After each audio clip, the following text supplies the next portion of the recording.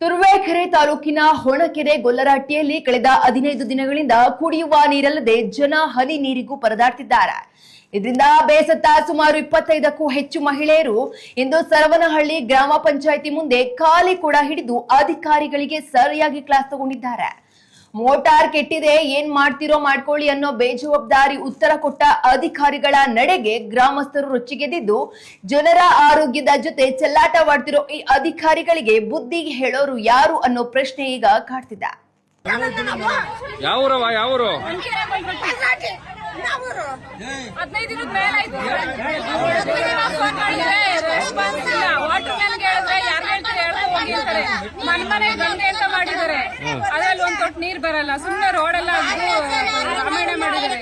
ನೀರ್ ಬಿಡ್ತಾ ಇಲ್ಲ. ಟ್ಯಾಂಕ್ ಇದೆ, ಟ್ಯಾಂಕ್ ಬಿಡಲ್ಲ, ಎಲ್ಲೂ ನೀರಿಲ್ಲ. ಬೋರ್ಗೆಲ್ಲ ಒತ್ಕೊಂಡು ನೀರ್ ಸಿಗ್ತವೆ, ಮಕ್ಕಳಿಗೆಲ್ಲ ಕಾಯಿಲೆ ತೊಂದರೆ ಆಗ್ತಿದೆ. ಇವ್ರಿಗೆಲ್ಲ ಕೈ ಕಾಲೆಲ್ಲ ಸರಿ ಇಲ್ಲ. ಈಗ ಆಪರೇಷನ್ ಆದವ್ರು ಇದಾರೆ, ಅವರೆಲ್ಲ ಹೋಗಿ ಅಲ್ಲಿ ಇಲ್ಲಿ ನೀರ್ ತಗೊಂಬಂದ್ರೆ ಆಗಲ್ಲ. ಟ್ಯಾಂಕರ್ ಕಳಿಸ್ತಾರೆ, ಒಬ್ಬರ ಮೇಲೆ ಒಬ್ರು ಜಗಳ ಆಡ್ಕೊಂಡು ಸೈಕಲ್ ಮುಚ್ಕೊಂತಾರೆ. ಏನ್ ಹೇಳ್ತಾರೆ ಕೇಳಿದ್ರೆ ಅಧಿಕಾರಿಗಳು? ಅವ್ರೇನು ರೆಸ್ಪಾನ್ಸ್ ಮಾಡಿಲ್ಲ. ನಾಳೆ ಬರ್ತದೆ, ನಾಡ್ದು ಬರ್ತದೆ ಅಂತ ಇದೇ ಕಥೆ ಹೇಳ್ತಾರೆ. ಎಷ್ಟು ದಿವಸದಿಂದ? ಇನ್ನೂ ಒಂದು ವಾರ ಬೇಕು ಅಂತ ಹೇಳ್ತಾರೆ. ನಾವ್ ಯಾರು ಕೇಳೋದಿಲ್ಲ. ಒಂದು ಚರಂಡಿ ಕ್ಲೀನ್ ಮಾಡಲ್ಲ, ಏನು ಇಲ್ಲ. ಚರಂಡಿ ಕ್ಲೀನ್ ಮಾಡಿ ಅಂತ ಅರ್ಜಿ ಕೊಟ್ರೆ ಚರಂಡಿ 1.5 ತಿಂಗಳಿಂದ ಕ್ಲೀನ್ ಮಾಡಿಲ್ಲ. ಆತ ಕುಡಿಯಕ್ಕಾಗ್ತಾ ಇಲ್ಲ ನಮ್ ಕೈಗೆ.